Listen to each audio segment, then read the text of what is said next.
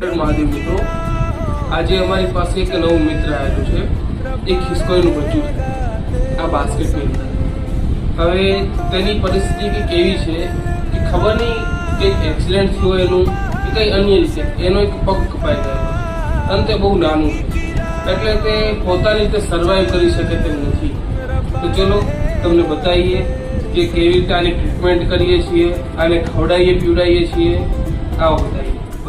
જો મિત્રો, આ છે ખિસકોલીનું બચ્ચું. હજી બહુ નાનું છે, પણ તેનો આ એક પગ ખબર નહીં કઈ રીતે સાવ કપાઈ ગયેલો અને હજી બહુ નાનું પડે છે. એટલે આપણે તેને દૂધ પીવડાવીએ, કેમ કે આ બીજું કંઈ પણ હજી ખાતું નથી.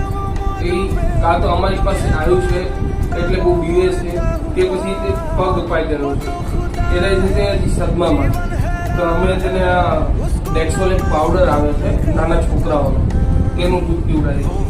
આમ તો એના માટે લીલા શાકભાજી એવું બધું તે ખાવા માટે વધારે ઉત્તમ રહે છે, પણ કશું ખાતું નથી તો અમારી પાસે બીજો કંઈ ઓપ્શન નથી. કેમ કે આપણે કંઈ પણ કંઈ જીવડાવવાનું તો છે.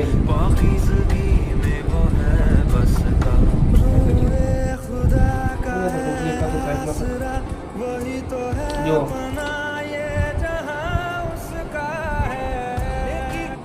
અને નાનું છે એટલે ઘણીવાર બી પણ જાય છે, એટલે તેને દૂધ પીવડાવતી વખતે કે ટ્રીટમેન્ટ કરતી વખતે અમારે હાથમાં મોજા પહેરી રાખવા પડે છે, નહીં તો ઘણીવાર અમારી ઉપર પણ એટેક કરી દે છે.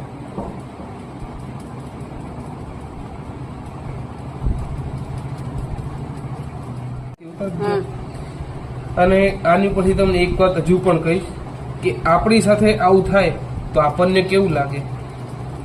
એટલે અબોલ જીવની પીડા હોય ને, એ અબોલ જીવ જ સમજી શકે. આ તો આ જે નાનું છે એને બહુ હડતાવડું મળતાવડું નથી થતું, બીક લાગે છે એના એક્સિડન્ટના લીધે કે એનો પગ કપાઈ ગયો એના લીધે. બાકી આ અમારા બીજા બે ગોલુભાઈ જોવો, તે 1 વર્ષથી અમારી પાસે છે, પણ કોઈ પણ જાતની બીક નહીં.